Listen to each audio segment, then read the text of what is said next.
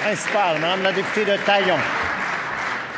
Monsieur le Président, le ministre a reculé et il a reconnu que c'était déraisonnable de rendre illégale la fécondation in vitro chez les femmes de plus de 42 ans. Il s'est rendu à nos arguments et à ceux des experts. Mais il a aussi choisi d'imposer 3 ans de relations sexuelles préalables au lieu de 1 an ou 2 ans, comme d'autres experts le disent. Et aujourd'hui, dans l'interruption volontaire de grossesse, il doit faire des acrobaties pour clarifier le contraire de ce que ces règlements annoncent. En plus de retirer la FIV du panier de services couvert par la RAMQ, le ministre limite l'accès au crédit d'impôt qu'il met en place pour soutenir les couples infertiles. Il exige que les couples n'aient aucun enfant pour pouvoir simplement avoir accès à un crédit d'impôt. Par exemple, si un des membres du couple a eu un enfant d'une union précédente, son nouveau couple est exclusivement et automatiquement exclu. Le ministre va-t-il reculer sur cette mesure et donner accès à un soutien financier aux couples infertiles qui souhaitent avoir un deuxième enfant? Monsieur le ministre de la Santé.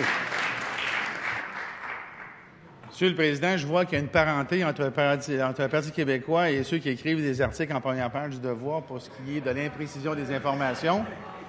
Je n'ai évidemment jamais annoncé que je reculais sur quoi que ce soit et j'ai dit ici en Chambre, Monsieur le Président, qu'il y avait des commissions parlementaires qui servaient à entendre des experts nous faire des recommandations et que les recommandations seraient entendues et que s'il devait y avoir des amendements, ces amendements-là seraient proposés, débattus et éventuellement adoptés. Alors, il est faux, Monsieur le Président, de dire que j'ai reculé sur quoi que ce soit. J'écoute, je réfléchis et j'agis après.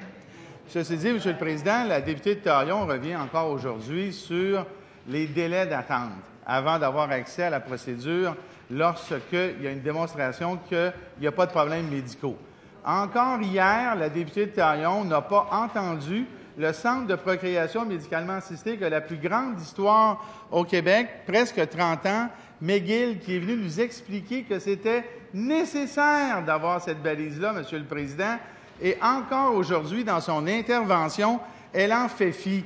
Est-ce que c'est la caractéristique du Parti québécois de nier les évidences? Probablement que c'est oui. Première complémentaire, Madame la députée de Taillon. Monsieur le Président, le Québec a besoin d'enfants. Et aujourd'hui, les couples sont prêts à avoir des enfants beaucoup plus tard dans leur vie. Et ça aussi, les experts nous le démontrent avec des tableaux très éloquents. Ils sont moins fertiles après ces années-là. Il y a quand même 2,7 % des enfants qui naissent au Québec et qui proviennent de la fécondation in vitro. 2,7 %, c'est significatif. On voulait des balises, mais pas de l'obstruction. Le ministre peut-il s'engager aujourd'hui à reculer sur cette barrière et permettre aux couples qui souhaitent un deuxième enfant d'y avoir accès? Monsieur le ministre de la Santé. Monsieur le Président, je vais répéter ce que je viens de dire. Alors, et je l'ai déjà dit dans une autre période de questions, ici, c'est le salon bleu où on a des débats, mais la commission parlementaire doit faire son travail et ce travail-là ne peut pas se faire simultanément ici et en commission parlementaire. Ce n'est pas une question de révision de compte, Monsieur le Président, c'est une question de procédure.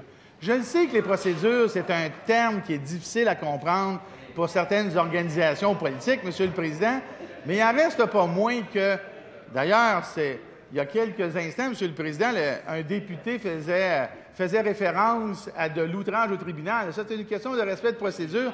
Je vois que c'est à géométrie variable au PQ, Monsieur le Président.